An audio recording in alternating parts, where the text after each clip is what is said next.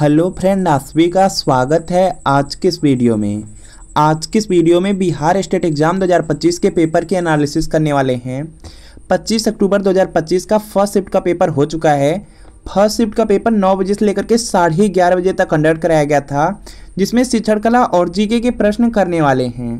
तो सबसे पहला प्रश्न है जो स्टेट एग्जाम में पूछा गया है कि शिक्षण की सफलता का सबसे बड़ा संकेतक क्या है। तो यहाँ पे इसका राइट आंसर हो जाएगा विद्यार्थियों में जो सीखने का परिवर्तन होता है वही शिक्षण की सफलता का सबसे बड़ा संकेतक है। तो यहाँ पर बी वाला बिल्कुल यहाँ पे राइट आंसर हो जाएगा। जो विद्यार्थियों के अधिगम में परिवर्तन होता है वही शिक्षण की सफलता है। तो यहाँ पे बी वाला बिल्कुल राइट आंसर हो जाएगा। इसके बाद नेक्स्ट कि अधिगम का सर्वश्रेष्ठ तरीका है। अधिगम का मतलब होता है सीखना। तो यहाँ पे इसका राइट आंसर हो जाएगा जो आपका यहाँ पर देखेंगे करके सीखा जाता है वह क्या है, अधिगम का सर्वश्रेष्ठ तरीका है। तो यहाँ पे जो करना है यह अधिगम का सर्वश्रेष्ठ तरीका हो जाएगा। तो यहाँ पे सी वाला बिल्कुल राइट आंसर होगा। अगला प्रश्न आपका यहाँ पर है कि बालक की जो मानसिक आयु और जो कालानुक्रमिक यहाँ पे आयु का अनुपात कहलाता है, तो यह देखेंगे बुद्धि लब्धि कहलाता है। तो यहाँ पे क्या हो जाएगा, आपका IQ हो जाएगा। IQ फर्स्ट वाले में दिया गया है, हिंदी में यह बुद्धि लब्धि है। तो यहाँ पे क्या है, ए वाला बिल्कुल राइट आंसर हो जाएगा। इसके बाद नेक्स्ट कि अनुकरण द्वारा अधिगम सिद्धांत किसने दिया। अनुकरण द्वारा जो अधिगम सिद्धांत है किसने दिया, तो यहाँ पे इसका राइट आंसर हो जाएगा बंडूरा ने दिया था। सी वाला बिल्कुल राइट आंसर है।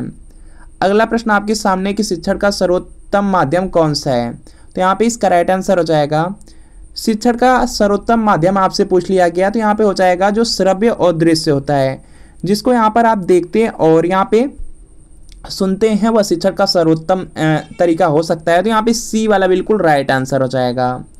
इसके बाद नेक्स्ट है कि अधिगम में प्रेरणा का क्या कार्य है। तो यहाँ पे इसका राइट आंसर हो जाएगा, देखिए जो प्रेरणा है वह आपका क्या करता है, लक्ष्य निर्धारित करता है। तो यहाँ पे बी वाला बिल्कुल राइट आंसर हो जाएगा। इसके बाद नेक्स्ट आपका यहाँ पर है सीखना अनुभव से उत्पन्न अस्थायी परिवर्तन है। तो यहाँ पे इसका राइट आंसर हो जाएगा क्रो एवं क्रो ने यह कहा था कि जो सीखना है वह अनुभव से उत्पन्न अस्थायी परिवर्तन है। तो यहाँ पर बी वाला बिल्कुल राइट आंसर हो जाएगा। यह कथन क्रो और क्रो का है। इसके बाद नेक्स्ट प्रश्न कि मनोवैज्ञानिक परीक्षण का उपयोग किस लिए किया जाता है। तो यहाँ पे इसका राइट आंसर हो जाएगा मनोवैज्ञानिक जो परीक्षण का उपयोग है वह देखेंगे मूल्यांकन के लिए किया जाता है। तो बी वाला बिल्कुल राइट आंसर हो जाएगा।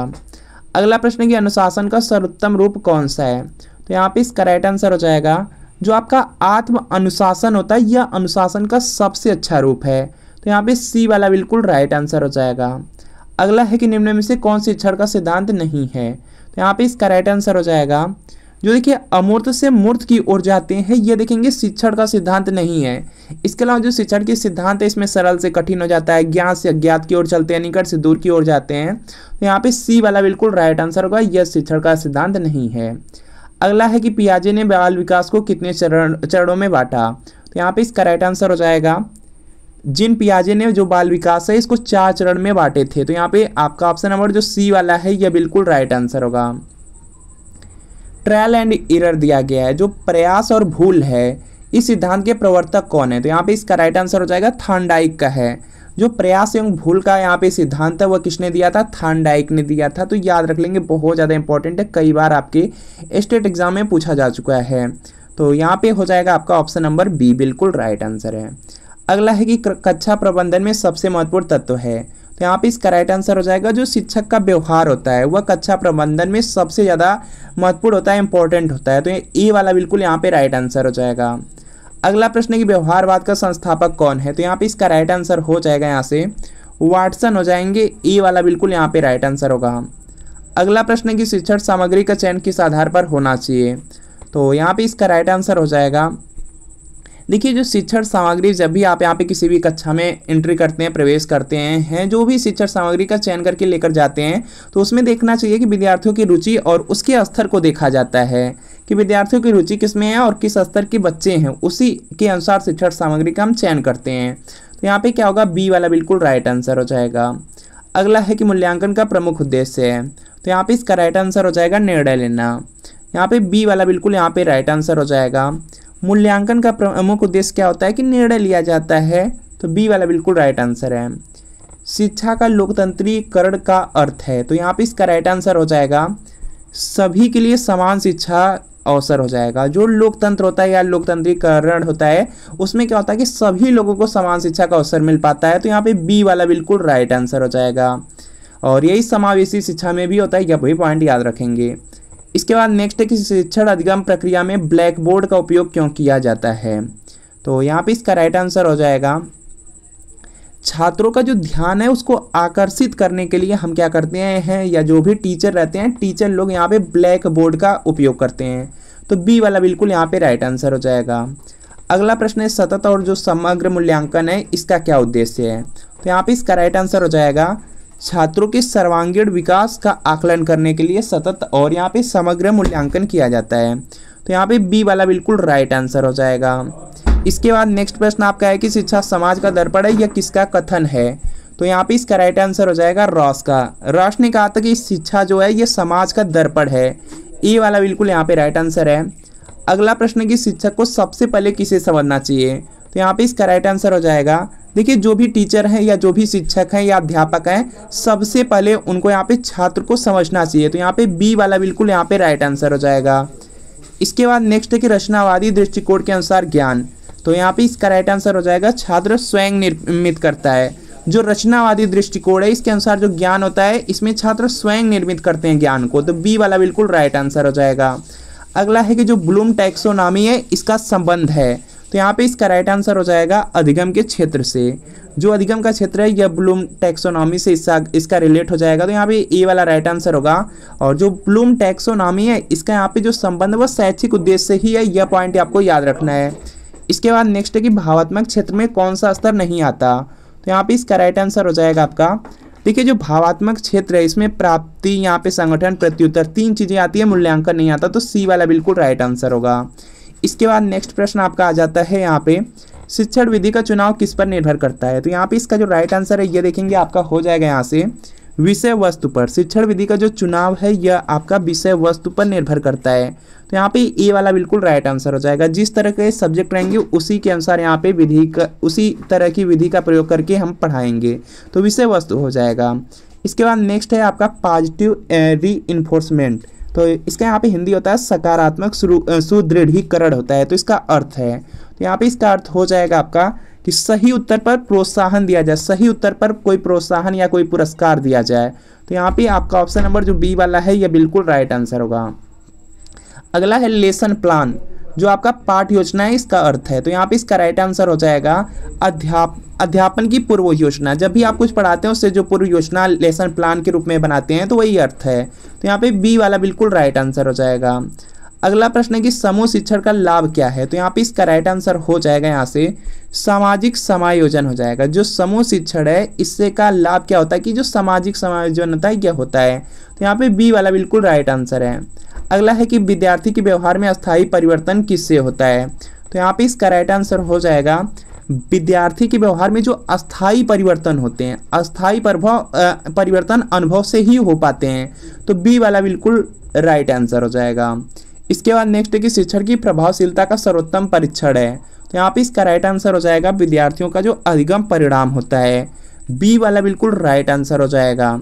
इसके बाद नेक्स्ट आपका है यहाँ पे कि स्वराज मेरा जन्मसिद्ध अधिकार है, ये नारा किसने दिया था, तो यहाँ पे इसका राइट आंसर हो जाएगा बाल गंगाधर तिलक। बाल गंगाधर तिलक ने कहा था कि जो स्वराज है मेरा जन्मसिद्ध अधिकार है और मैं इसे लेकर ही रहूंगा, तो बी वाला बिल्कुल राइट आंसर है।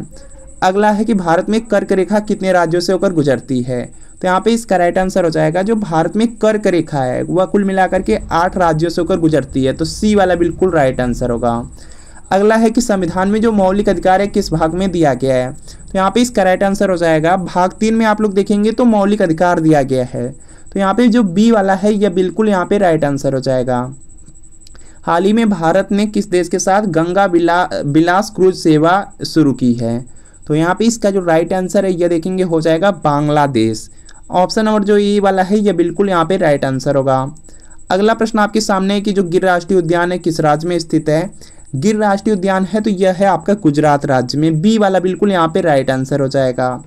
अगला है कि किसी वस्तु का बल और त्वरण समानुपाती होते हैं, यह किसका नियम है, तो यहाँ पे इसका राइट आंसर हो जाएगा यह न्यूटन का दूसरा नियम है। किसी वस्तु का जो बल है और जो त्वरण है समानुपाती होते हैं, तो यहाँ पे क्या होगा, यह न्यूटन का दूसरा नियम है, F बराबर ma वाला। इसके बाद नेक्स्ट आपका यहाँ पर है कि पानी का विद्युत अपघटन करने पे कौन सी गैसें निकलती हैं। तो यहाँ पे इसका राइट आंसर हो जाएगा यहाँ से हाइड्रोजन और ऑक्सीजन निकलती है। पानी का अगर यहाँ पे विद्युत अपघटन किया जाता है तो उसमें आपका यहाँ पे हाइड्रोजन और ऑक्सीजन निकलती है, तो ए वाला बिल्कुल राइट आंसर हो जाएगा। इसके बाद नेक्स्ट कि मानव शरीर का कौन सा अंग इंसुलिन हार्मोन का स्राव करता है। तो यहाँ पे इसका राइट आंसर हो जाएगा जो अग्नाशय है, अग्नाशय से देखेंगे इंसुलिन हार्मोन निकलता है, ए वाला बिल्कुल राइट आंसर है। मांग और आपूर्ति के सिद्धांत का संबंध किससे है। तो यहाँ पे इसका राइट आंसर हो जाएगा अर्थशास्त्र से है। मांग और जो आपूर्ति है इसका जो सिद्धांत है, सिद्धांत का जो संबंध है वह किससे है, अर्थशास्त्र से है, तो सी वाला राइट आंसर होगा। इसके बाद नेक्स्ट कि बिहार का कौन सा जिला है जिसको धान का कटोरा कहा जाता है।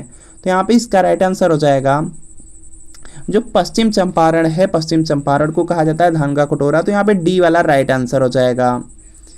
अगर आप बिहार स्टेट एग्जाम की तैयारी कर रहे हैं और अगर बिहार स्टेट एग्जाम को अच्छे नंबर से पास करना है तो जो शिक्षण कला और अन्य दक्षता के लिए प्रीवियस ईयर क्वेश्चन पेपर है इसको जरूर पढ़िए, क्योंकि देखिए जो बिहार स्टेट एग्जाम है उसमें आप लोग देखेंगे 150 प्रश्न आएगा, 100 नंबर आपका सब्जेक्ट से रहेगा, 50 नंबर आपका यहाँ पर देखेंगे शिक्षण कला और अन्य दक्षता से रहने वाला है।